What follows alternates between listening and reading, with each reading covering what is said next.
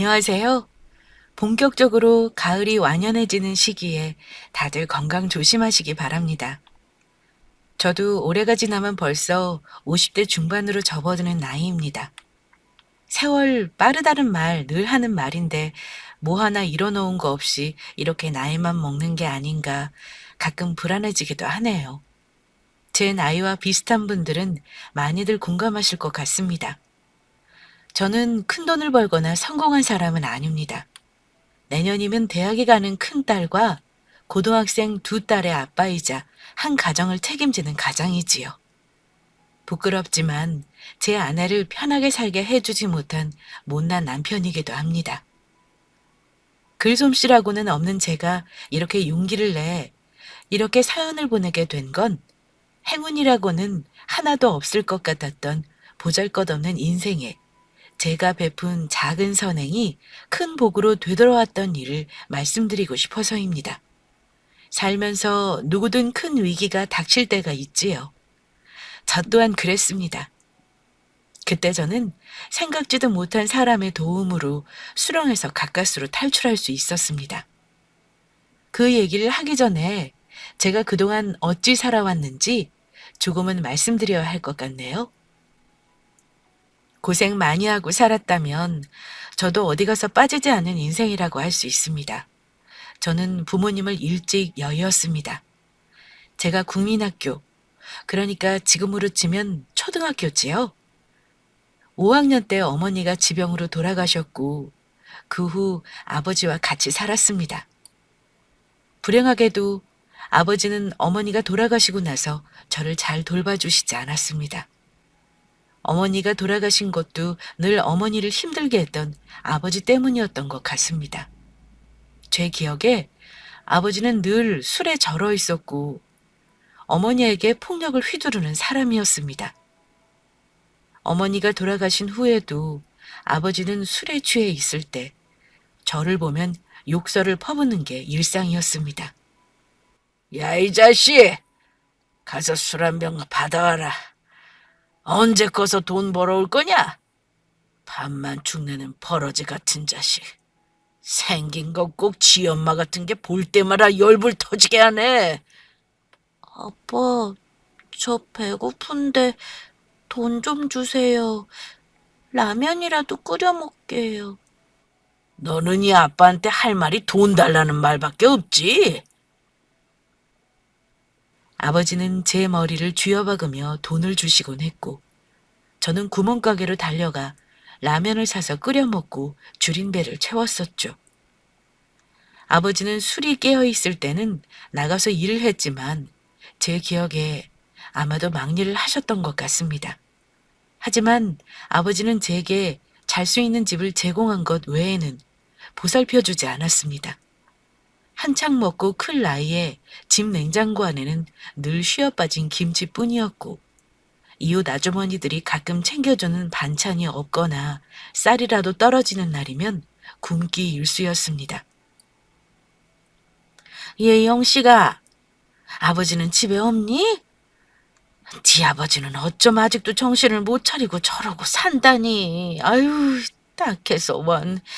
아줌마가 반찬 좀 챙겨왔으니까 이거랑 밥이랑 해서 며칠간 먹어. 고맙습니다, 아줌마. 아유, 의지할 형제도 없이 너 혼자 어쩜 좋으냐. 혹시 연락할 친척들은 없는 거야?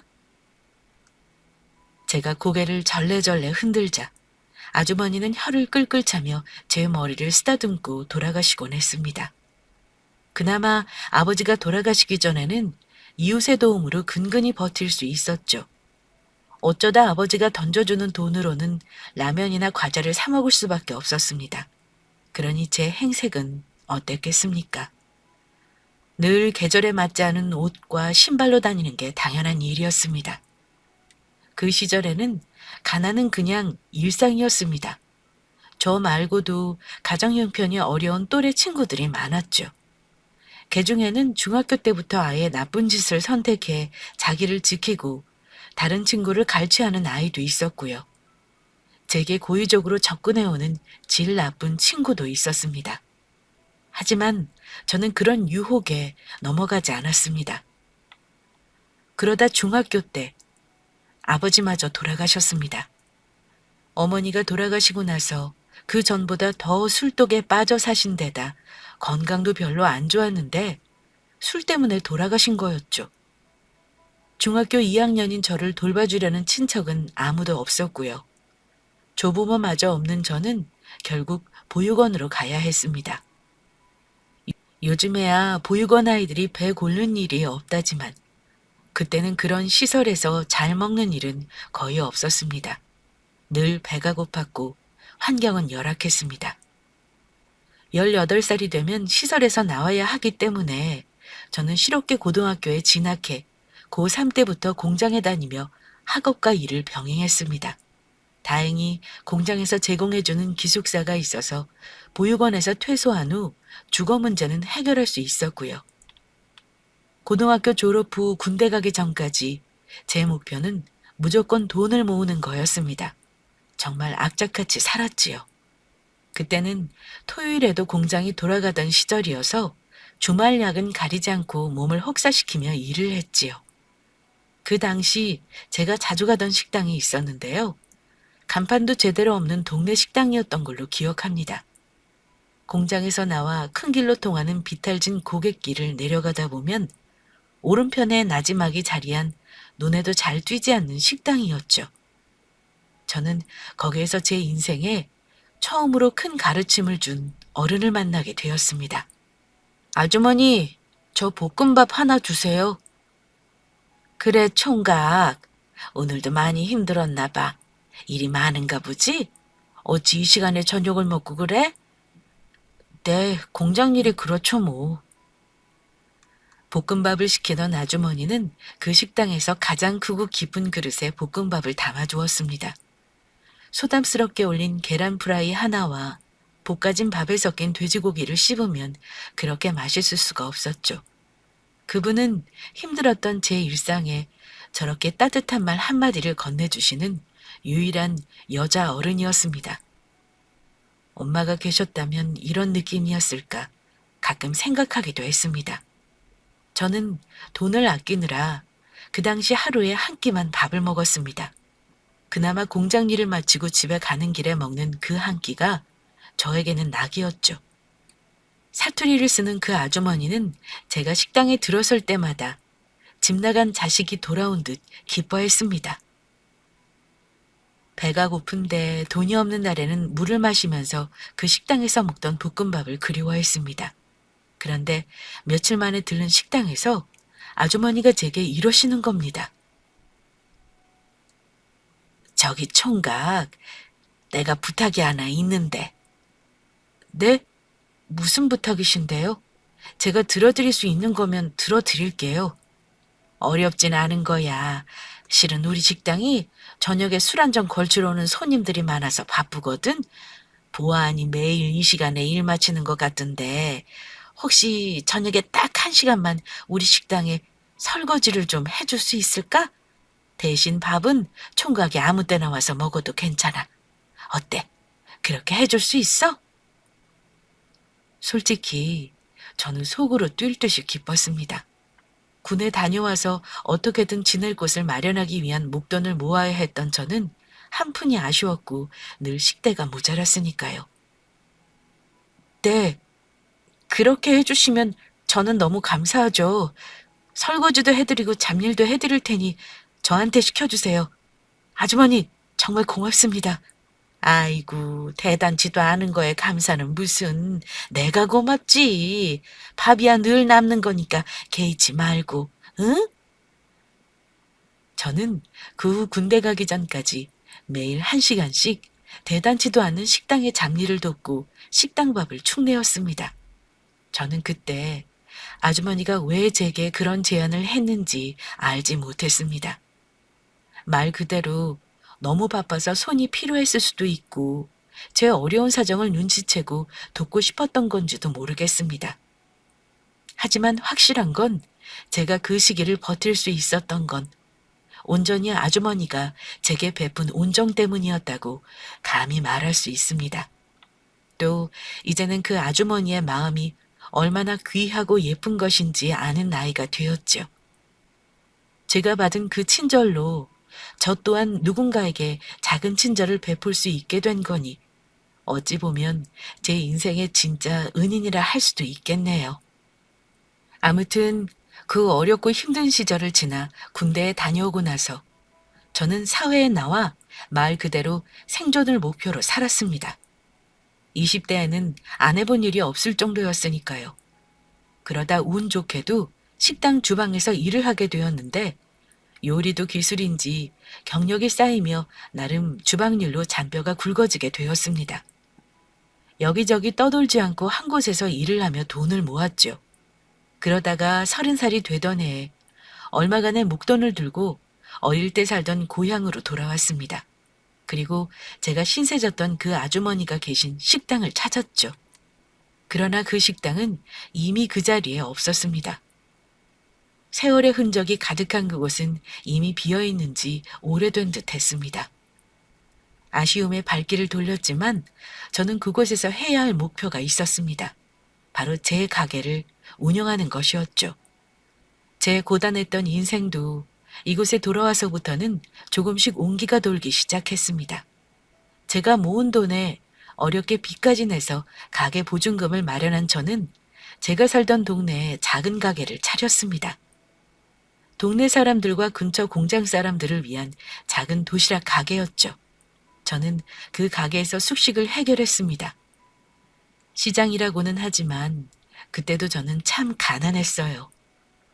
장사라는 게 생각처럼 쉬운 일이 아니었습니다. 하지만 저 하나 먹고 살 수 있고 조금의 돈을 남길 수 있으니 그것으로 감사했죠. 그 동네가 그리워서 돌아온 거지만 사실 저에게는 슬픈 기억이 많은 곳이었습니다. 하지만 저는 그곳을 계속 슬프게만 기억하고 싶지 않았습니다. 장사를 하다 보니 동네 사람들과도 친해지게 되고 나중에는 단골도 생겨나더라고요. 그러다가 동네 사람들 사정에 대해서도 듣게 되기도 했고요. 그러다가 늘 우리 가게에 와서 제일 싼 도시락을 싸가는 형제를 알게 되었습니다.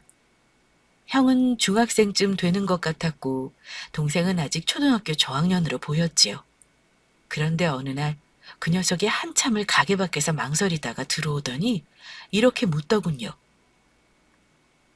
저기 아저씨, 도시락 1,000원어치만 살 수 있어요? 그럼 살 수 있지. 잠깐만 기다려라. 아저씨가 금방 싸줄 테니. 혹시 집에 부모님 계시니? 넉넉히 싸주랴? 아니요. 아저씨 저희 아빠만 계신데 집에는 가끔 오세요. 그러니까 저희 먹을 것만 주시면 돼요. 왠지 과거의 제 모습이 겹쳐지며 측은한 마음이 든 저는 그 아이들이 참 딱했습니다. 아마도 돈이 없어 고민하다 겨우 물어봤겠지요. 저는 돈을 1,000원만 받았지만 넉넉하게 음식을 챙겨주었습니다. 작은 아이는 아무것도 모르고 좋아라 했지만 큰 아이는 제가 챙겨주는 도시락을 받아들고 얼굴을 붉히며 감사합니다. 잘 먹을게요 하며 돌아서더군요. 그 후에도 아이들은 자주 가게에 왔는데 돈이 모자라면 항상 가게 앞을 빙빙 돌다가 들어오곤 했습니다. 왜 그러는지 알면서도 혹여 아이 자존심을 상하게 할까 조심스러웠죠. 자주 오던 녀석들이 며칠을 걸으면 걱정이 될 정도였습니다. 이 녀석들이 배 곱는 거 아닌가 몰라? 내가 음식 챙겨주는 게 혹시 부담스러운 건가? 그래서 꾀를 낸 것이 있었습니다. 오래간만에 가게에 들른 그 아이에게 제가 한 가지 제안을 했습니다. 너희 혹시 매일 저녁에 올 수 있니? 아저씨가 장사가 너무 바빠서 청소를 못하거든. 매일 와서 딱 10분만 아저씨 가게 앞에 쓰레기 주워주면 아저씨가 도시락을 그냥 주마. 네? 그래도 공짜는 제가 마음이 불편한데요. 고개를 숙이며 말하는 그 아이에게 제가 웃으며 말했습니다. 공짜라니. 아저씨는 그렇게 해주면 정말 도움이 될 것 같아서 하는 말이야. 그리고 음식 남은 건 아저씨 혼자 다 먹지도 못하거든.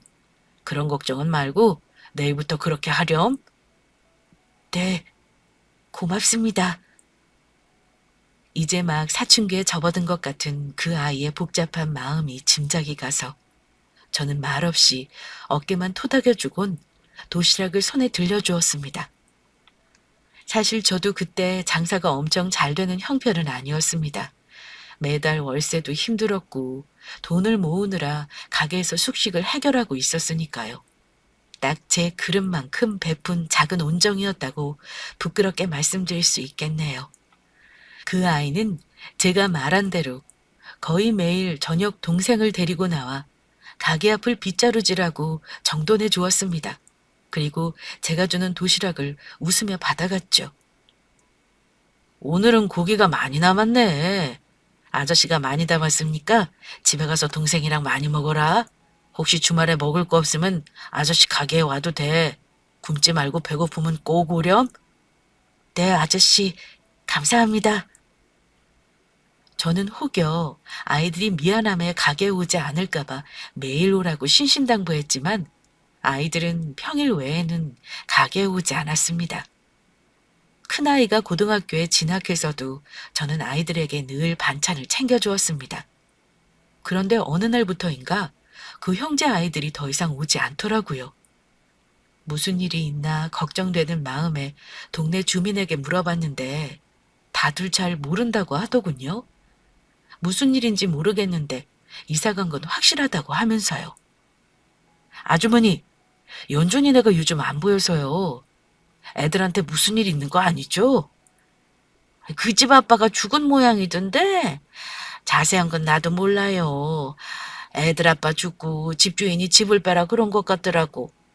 뭐 친척 집을 가거나 보육원 가든지 했겠지. 그나저나 참 안 됐어. 애들이 착하고 똑똑하다던데 어찌 그리 부모 복이 없는지 원. 아, 그렇군요.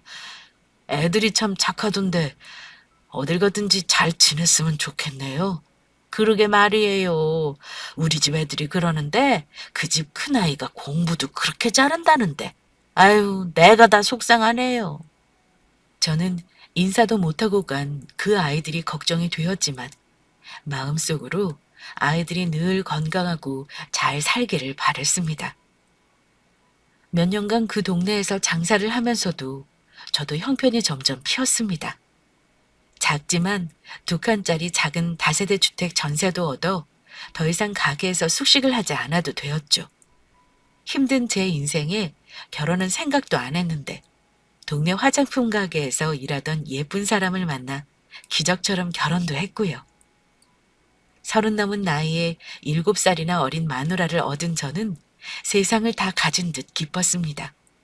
첫 아이를 낳고 저는 동사무소를 찾아가 출생신고를 하면서 사회복지 담당자에게 한 가지 제안을 했습니다. 그 동네 결식 아동이나 기초생활수급자 가정에 반찬을 나누고 싶다고요. 혹시 동네에 밥 굶는 아이들이 있으면 제가 좀 도와주고 싶어서요. 애들이 가게 오는 거 부끄러워할 수도 있으니 제가 일주일에 한 번씩 반찬을 동사무소에 가져다 드리고 싶은데요. 동사무소에서 그런 아이들 연계해 주실 수 있을까요? 어머, 사장님, 그렇게 해주시면 저희 행정에도 큰 도움이 될 것 같습니다. 아시겠지만 이 동네가 워낙 못 사는 동네니 그런 아이들 많죠. 그렇게 마음 써주시니 너무 감사합니다. 큰 도움도 아닌데요, 뭘. 마음 같아서는 많이 도움 주고 싶지만 저도 하루 벌어 먹고 사는 처지라 이렇게 작은 도움 드려 부끄럽네요. 저는 일주일에 한 번씩 동네 결식 아이들을 위해 반찬 봉사를 시작했습니다. 항상 눈에 밟혔던 그 아이들이 떠오르더군요. 말이 봉사였지만 실은 제 마음이 오히려 위로받는 기분이었습니다. 소문내고 싶지 않은 선행이었는데 그 일을 15년 넘게 하던 어느 날 동사무소 직원이 제게 그러더군요.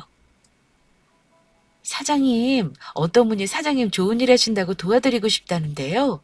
반찬 봉사에 후원하고 싶다고 매달 이렇게 50만 원을 내주시겠대요. 아이고, 그래요? 그런 분이 우리 동네에 계셨군요. 혹시 그분 성함이라도 좀 알 수 있을까요? 아니요, 그분이 익명으로 후원하기 원하세요. 알려지는 걸 원치 않으신대요. 젊은 남자분이시던데. 개인정보라 저는 여기까지밖에 말씀을 못 드리겠네요.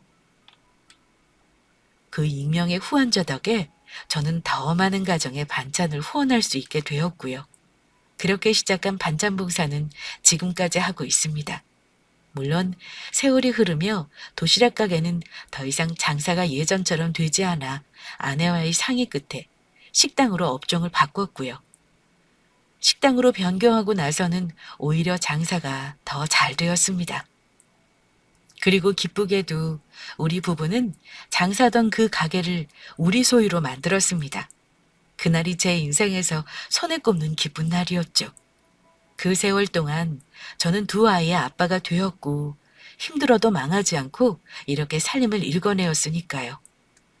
아이들이 커가는데 학원을 보내고 뒷바라지 하느라 빠듯하긴 마찬가지였지만 먹고 살 걱정하던 젊은 날에 비하면 마음만은 부자였습니다.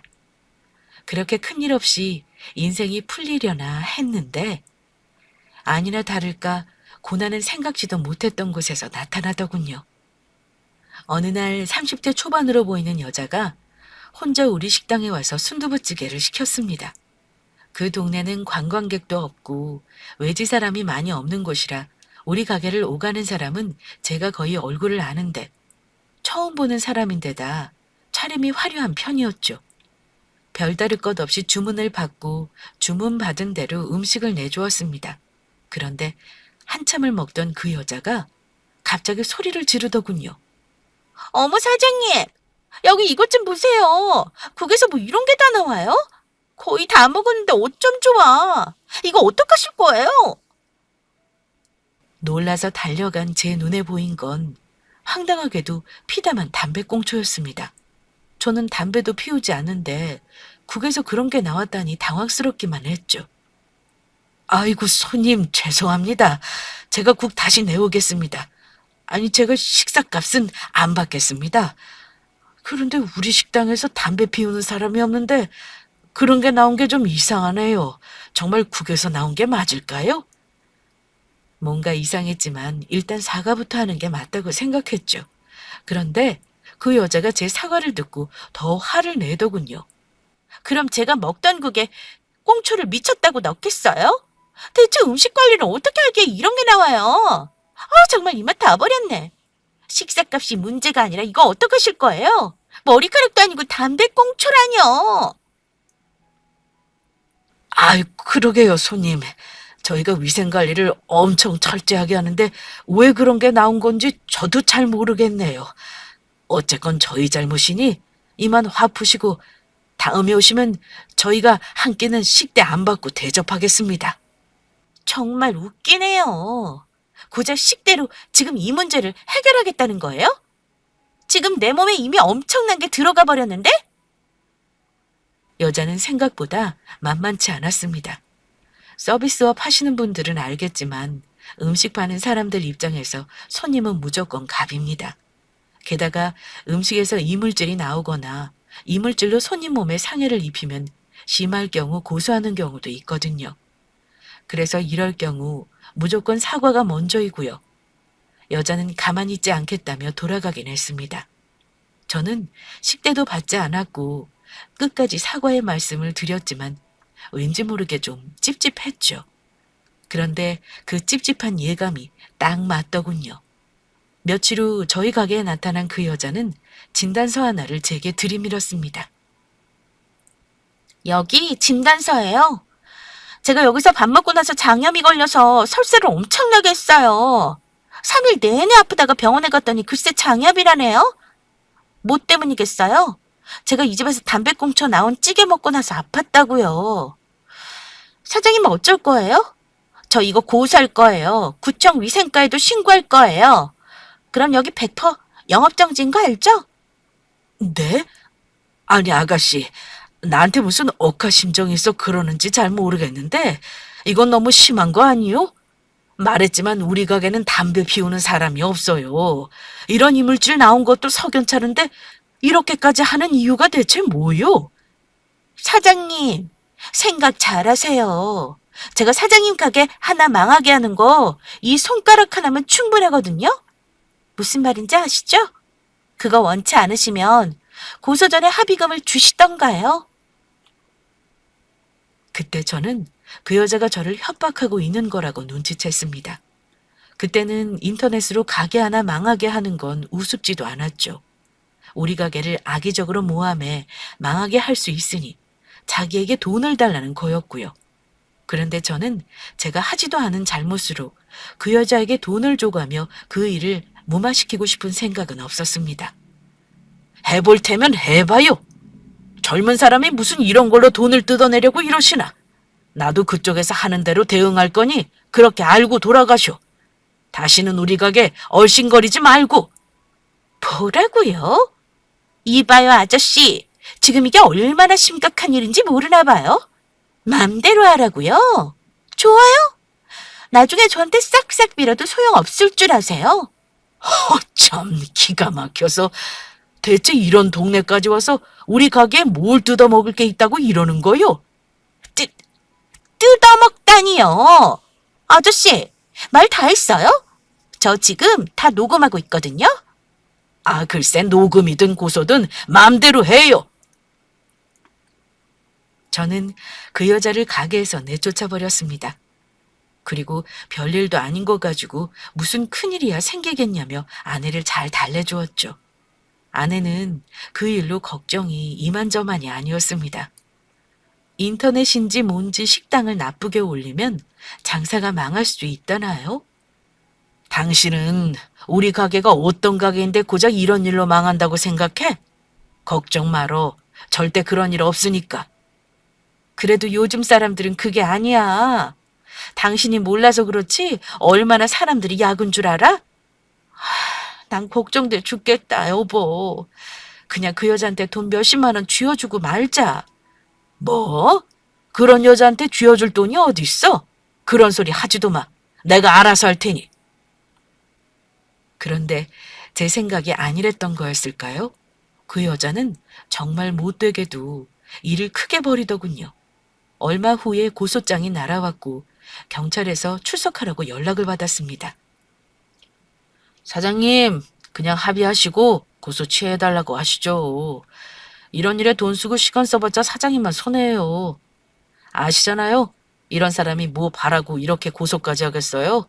증거랍시고 사진이면 진단서면 다 첨부했는데 사람 하나 바보 만드는 거 쉬워요. 괜히 변호사비 몇백 쓰고 힘 빼지 마시고 그냥 제 말대로 하시죠. 내가 잘못한 게 없는데 무슨 합의를 합니까? 경찰관님, 저도 맞고서 하렵니다.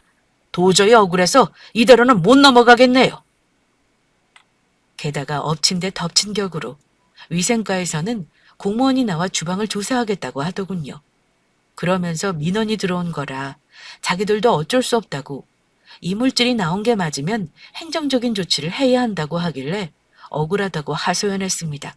게다가 인터넷에 그 여자가 뭐라고 올렸는지 가게 손님이 아주 뚝 끊겨버렸습니다. 동네 장사인데도 정말 거짓말처럼 매출이 반에 반토막이 났습니다. 아주 우리 가게를 망하게 하려고 작정을 한 듯 했습니다. 아무 잘못도 안 하고 밤낮으로 고생하는 우리 부부에게 왜 이런 일이 일어나는 건지 세상이 원망스러울 정도였습니다. 난 참, 대체 이게 무슨 큰일이라고 이렇게까지 되는 거야? 여보, 내가 그랬잖아. 그냥 그 여자한테 몇십 주고 끝날 일을 왜 이렇게 만드냐고. 그런 말 말어. 나도 맞고서로 대응할 거니까. 제발 일 좀 복잡하게 만들지 말자. 당장 이번 달 대출이자부터 걱정해야 할 판이야, 지금. 당신 그 반찬 봉사는 이 일 마무리될 때까지는 하지 말아봐. 그 일이 이거랑 무슨 상관이라고 그래? 당신은 그냥 신경 쓰지 마. 내가 다 알아서 해. 걱정하는 아내에게 큰 소리는 쳤지만 저도 속이 썩기는 마찬가지였습니다. 그런 일이 생겼다고 하던 봉사를 그만둘 수는 없었죠. 늘 하던 대로 동사무소에 반찬을 배달해 놓고 차 한 잔을 얻어 마시면서 혹시 행정기관이니 제 일에 조언을 해줄 수 있지 않을까 싶어 그간 있었던 일을 털어놨습니다. 동사무소 직원은 자기 일처럼 안타까워했습니다. 세상에, 뭐 그런 나쁜 년이 다 있나요?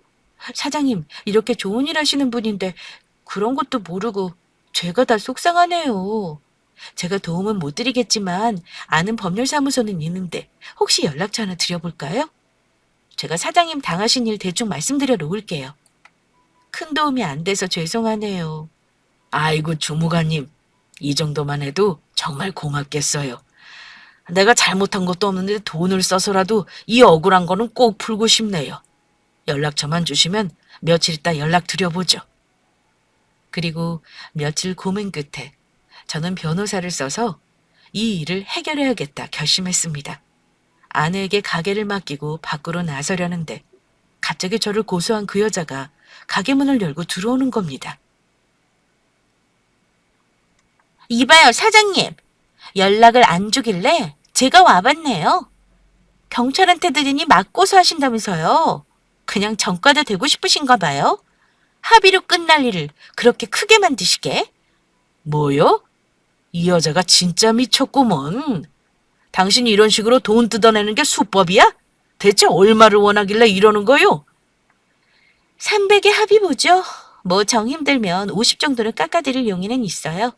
제가 장염에 걸려서 2주 넘게 일을 못 나갔고요. 그것 때문에 손해본 게 얼마인 줄 아세요? 그 정도면 싸게 받는 거예요. 뭐요? 300? 어이가 없어 뒷목을 붙잡고 있는데 하필 그때 가게 문을 열고 말쑥한 차림의 키 큰 남자가 가게로 들어오더군요. 아, 손님, 죄송하지만 오후 장사는 좀 어려울 것 같네요. 다음에 다시 오시면 맛있게 해드리겠습니다. 그 여자와의 실랑이가 금방 끝날 것 같지 않아 저는 손님을 돌려보내려 했습니다. 사장님 안녕하세요. 밥 먹으러 온 게 아니고요. 저는 법무법인 광장에서 나왔습니다. 제가 얼마 전에 지인한테 이 식당 사장님이 공경에 처했다고 연락을 받았는데 전화가 먼저 없으셔서 연락도 없이 이렇게 먼저 나왔습니다. 예? 아이고, 안 그래도 제가 방문을 드리려고 했는데 어찌 이렇게 직접 오셨습니까? 일단 앉으시죠. 제가 내용을 대충 전달받았습니다만 마침 저기 저 여자분이 사장님을 고소하신 분이신가 보네요. 잘 됐네요. 다 모인 김에 말씀드리는 게 낫겠군요. 저는 법무법인 광장에서 나온 변호사입니다. 변호사라는 말을 듣자 그 여자는 당황하는 듯 했습니다. 변호사요? 그런데 뭐 어쩌자는 거예요? 나는 이미 진단서 다 끊었고 여기서 나온 담배꽁초 다 경찰서에 냈어요. 누가 불리한 건지 모르시겠어요? 합의금 주면 고소할 취할 테니까 그거 주고 여기서 끝내시죠. 글쎄요. 기왕에 이렇게 일을 키웠으니 끝까지 가봐야죠. 경찰에 제대로 수사해달라고 요청할 겁니다. 그 담배꽁초에 누구 유전자가 묻어있는지도 확인해야 할 거고요. 그리고 범죄라고 밝혀지면 합의금은 여기 사장님이 아니라 그쪽에서 준비해야 할걸요. 그쪽 때문에 여기 사장님 2달이 다 되도록 장사 망친 거 손해배상도 하셔야 할 거고요. 제가 봤을 때는 그쪽에서 최소한 2천만 원은 준비해야 할 것 같은데요. 어떡하시겠어요? 이래도 끝까지 가기를 원하시나요? 뭐라고요? 참다, 어이가 없어. 지금 저 협박하시는 거예요? 마음대로 하세요. 저도 뭐 변호사 그거 고용해서 가만히 있지 않을 거니까요. 네, 그럼 끝까지 가는 걸로 알겠습니다. 법정에서 뵙죠. 그 여자는 욕지거리를 내뱉으며 그제야 가게를 나갔습니다. 저는 너무 고맙고 든든한 마음에 그 젊은 변호사님께 차를 한 잔 내드렸습니다. 아이고, 변호사님, 정말 감사합니다. 어찌 이렇게 타이밍도 딱 맞춰 오셨는지요? 지금 변호사님 사무실 가서 수임료 결제하고 앞으로 어찌하면 되는지 상담하죠. 그런데 제 말을 들은 변호사님은 말없이 차를 한 모금 마시더니 저를 보고 빙그레 웃더군요. 사장님, 돈은 필요 없어요. 제가 사장님 돈 받자고 여기까지 왔겠어요? 이러는 겁니다. 저는 영문도 모르고 변호사 얼굴만 바라보고 있는데 아저씨, 아무리 세월이 흘러도 저는 아저씨 알아보겠는데 혹시 저 모르시겠어요? 다시 좀 자세히 보세요. 제가 누군지. 네? 아니, 아무리 봐도 아니, 설마 자세히 보라는 말에 얼굴을 자세히 뜯어보니 그 옛날 제가 도시락을 챙겨주던 아이의 얼굴이 갑자기 겹쳐지는 겁니다. 혹시 너 연준이니? 혹시 17년 전에 그 연준이 선준이 형제 맞니? 이렇게 보니 알겠구나. 이게 대체 어찌 된 거야? 네가 내 일은 어떻게 알고 온 거냐? 어? 아저씨가 가끔 너희 형제 생각 많이 했었는데 그동안 잘 지낸 게 맞는구나. 이렇게 훌륭하게 컸어. 어?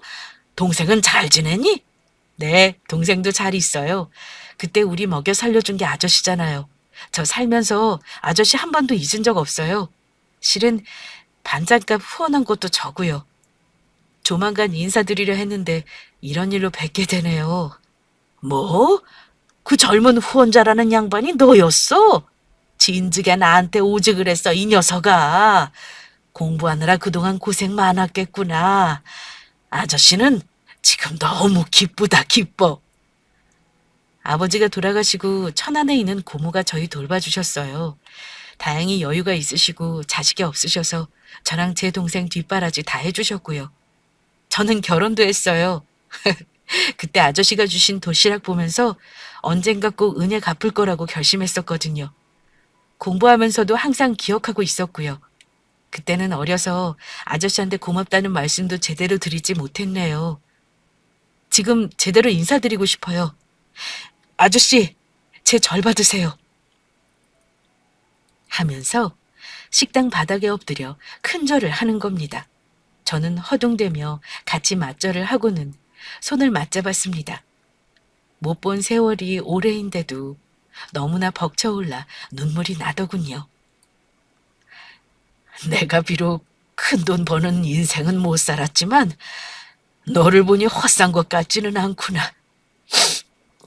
정말 잘 됐다. 이렇게 커져서 참 고맙구나, 연준아. 네, 이 일은 걱정 마세요. 제가 깨끗하게 해결해 드릴게요. 산전수전 다 겪은 제게 이런 기쁜 일이 일어날 수도 있었네요. 비록 뜻하지 않게 안 좋은 일을 당했지만 그 옛날 작은 인연이 이런 식으로 제게 도움이 될 줄은 몰랐습니다. 그 후 연준이는 수임료도 받지 않고 제 일을 해결해 주기 위해 바쁘게 움직여줬습니다. 그런데 어찌 되었는지 아세요? 저를 고소한 그 여자는 상황이 불리하게 돌아가자 고소를 취하하겠다고 나왔습니다. 하지만 저는 거기서 일을 마무리하고 싶지 않았습니다. 저는 그 여자를 형사고발했습니다. 영업방해와 사기죄로요. 그런데 나중에 경찰에서 수사를 하게 되면서 알게 된 사실이 있었습니다. 그 여자는 제 가게뿐만이 아니라 다른 곳에서도 음식에 이물질을 넣고 공짜로 먹거나 식당 주인을 협박해 영업을 방해하고 합의금을 갈취한 상습, 사기범이었습니다. 제가 합의하거나 고소하지 않고 끝났다면 저 말고도 다른 피해자들이 분명 더 나왔을 거라 확신합니다. 저는 그 여자와 합의고 뭐고 죗값을 치르게 하고 싶었습니다. 저뿐 아니라 다른 자영업자를 상대로 똑같은 수법에 협박을 해 돈을 뜯어낸 것도 10건이 넘는다는 말에 기가 막혔죠. 결국 그 나쁜 년은 사기 혐의로 징역 1년 실형 선고받았습니다.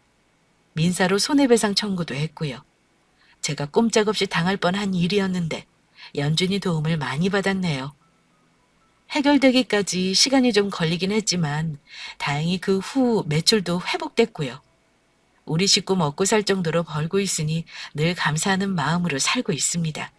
그 후 변호사가 된 연준이는 가끔 가게에 들러 저와 술 한 잔씩 하고 갑니다. 우리 아내는 연준이가 오면 버선발로 뛰어나가 기뻐하며 맞이합니다. 저 역시 그놈 얼굴 볼 때마다 참 신기하다는 생각이 듭니다. 연준아, 너를 보면 참 고마우면서도 신기하구나. 네가 그 세월 나를 잊지 않았던 것도 고맙고 이렇게 내 눈앞에 나타난 나를 도와준 것도 고마워. 대단치도 않은 도시락 챙겨준 게 이런 식으로 돌아올 줄은 몰랐다. 내가 요즘 무슨 생각 드는 줄 알아? 작은 인연도 소중하게 여겨야 한다는 거야. 얘가 나를 이렇게 도와준 것도 고맙지만 앞으로는 다른 사람들한테도 많이 베풀고 살아라. 아저씨는 그걸 바래. 예, 잘 알겠습니다. 그때 저한테는 아저씨가 주시는 그 도시락이 생명줄이었어요. 아저씨한테는 10,000원어치도 안 되는 호의였지만 받는 저는 100만 원보다 가치 있는 거였다고요. 저도 아저씨처럼 베풀면서 살고 싶어요. 어려운 사람 도와주고요. 그나저나 아저씨, 저 반찬 후원금 이번 달부터 100만 원으로 늘릴까요? 제가 요즘 좀 잘 나가서요. 100만 원은 좀 우습네요. 뭐 이 녀석? 100만 원이 우습다니. 네 팔자가 부럽다 이놈아. 그 일 이후 저는 앞으로 남은 인생을 사는데 내 작은 행동이 항상 복 짓는 일을 한다는 책임감을 가지고 삽니다. 아주 작은 선이었지만 받는 입장에서는 큰 도움이 될 수 있다는 걸 그때는 생각지 않았었네요. 그저 밥 굶지 않고 지내는 정도겠구나 했는데 연준이 말을 들으며 느낀 바가 참 많았습니다. 생각해보니 젊은 시절 제게 호의를 베풀어 주신 식당 아주머니로 인해 저도 누군가에게 베풀고 살겠다는 결심을 한 거니까요. 나쁜 일이든 좋은 일이든 내가 행한 대로 돌아온다는 것을 믿게 된 것도 50이 넘은 지금 이런 일을 겪고 나서야 깨닫게 되었고요. 그러니 제 사연 들으시는 분들은 작은 일이라도 늘 선한 마음으로 베풀며 살아가시라 감히 말씀드리고 싶습니다. 마지막으로 제가 늘 가슴에 새기는 법구경 한 구절 말씀드리며 제 사연 마무리할까 합니다. 복이 없을 것이라 생각하여 작은 선행이라도 가벼이 말라. 물방울 하나가 비록 작아도 자꾸 모여서 큰 그릇 채우나니 무릇 이 세상에 가득한 복도 작은 선이 쌓여 이룬 것이다. 어떤가요? 오늘 제 사연과 딱 맞는 구절이 아닌가 합니다. 애청자 여러분, 그럼 오늘도 복 짓는 하루 되시기 바랍니다. 감사합니다.